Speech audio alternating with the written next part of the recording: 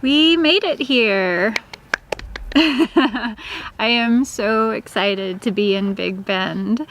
It's been the culmination of the past 3 months of travel, so it's pretty exciting to finally be here. It didn't disappoint the hype. No. It's as beautiful as everybody told us it was going to be. It really is. You know, it's the first, once we hit West Texas, that was really the first point where I felt like we were seeing a different landscape. From what we're used to, anyway. Right, exactly. It's a really rugged beauty. An added bonus is that with no cell coverage out here, I had to take a week of vacation at work, so we have an entire week to go explore and play and do whatever we want. Absolutely.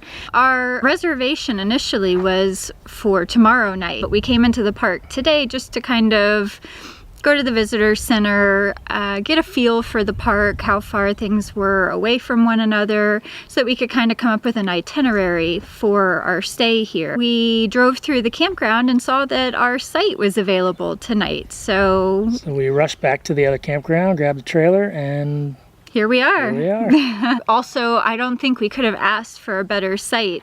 We're right under this pretty large shade tree. For the beginning of March, it is surprisingly hot. It's probably mid-70s right now.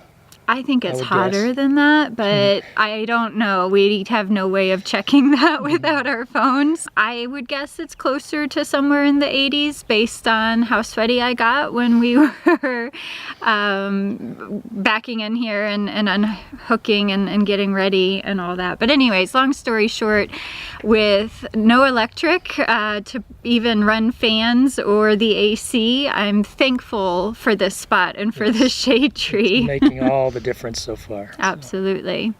So anyways, let's go check out the park.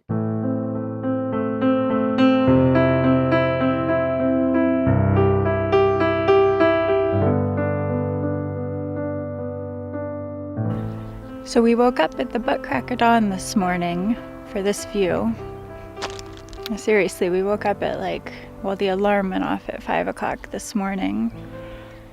We got out of bed and we're hiking this way by 6 o'clock in the dark, up the side of the mountain in the dark.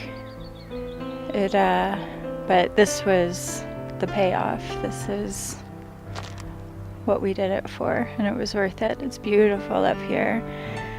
So that river that you're seeing is the Rio Grande River. It's the border between the US, where we're standing, and Mexico, right over there.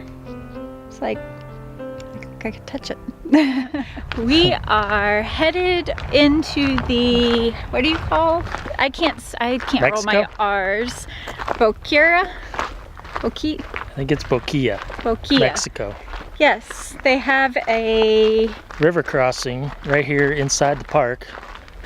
Just like 5 minutes from our campground. Yep. From what we hear, it's like a rowboat that they take you across the river and you can go get some lunch. They call it the Boquilla, or however you say it. Boquilla crossing. Boquilla International Ferry. So, it's a rowboat. We're about to go through the port of entry right now, and we'll pick it up on the other side.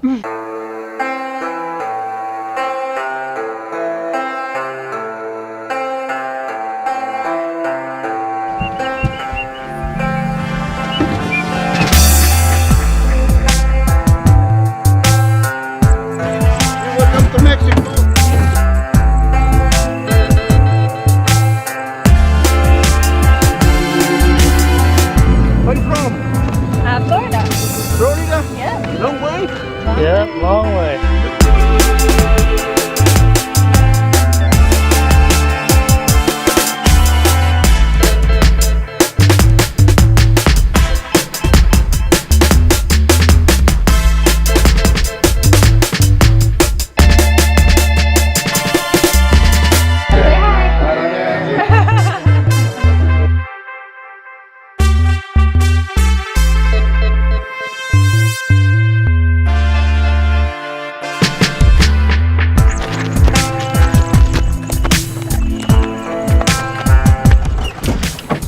The international ferry from Mexico to the US.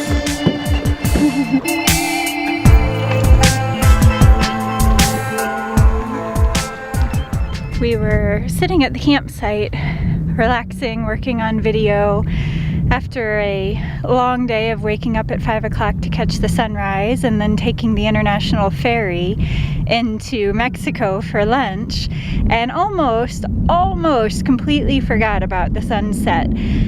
But we realized just in the nick of time and hauled butt up to the top of this peak. Thankfully it wasn't too far from the campsite. If I'm a little out of breath there, you know why. But we were able to catch some spectacular views.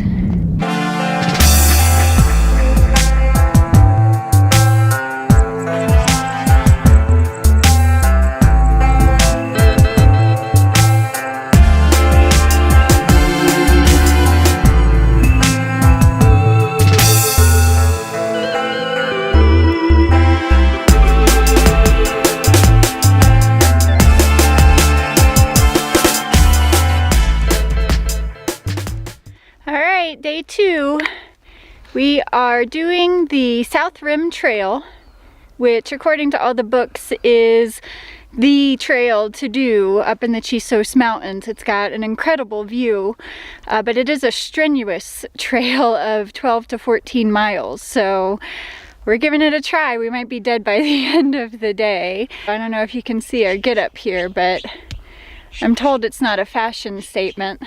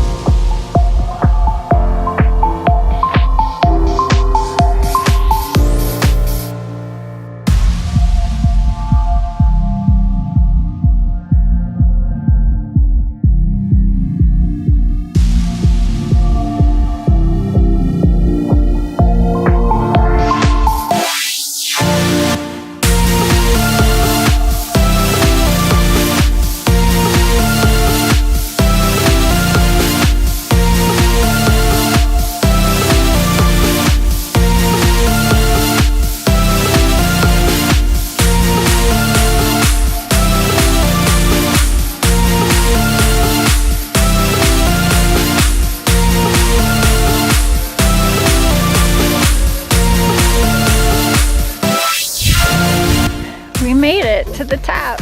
We're gonna eat some lunch with this amazing view that we worked so hard for.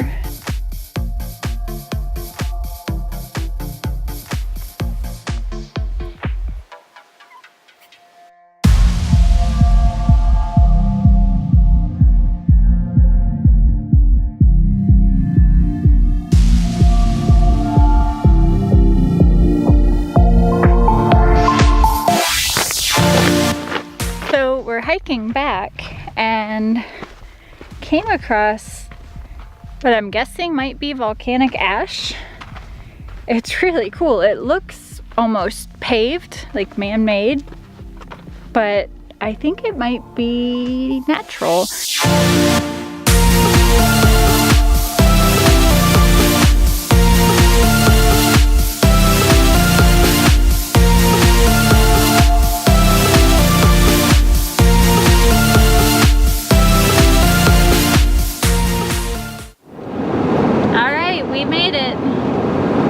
Ended up being 12 miles. It's 3:30 now.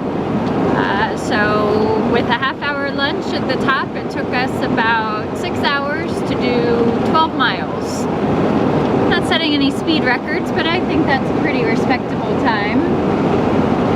I'm okay with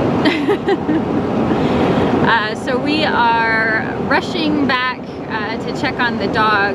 That's the only downside of the national parks, is that they're not super dog friendly. The dogs are allowed in the park, but only where vehicles can go.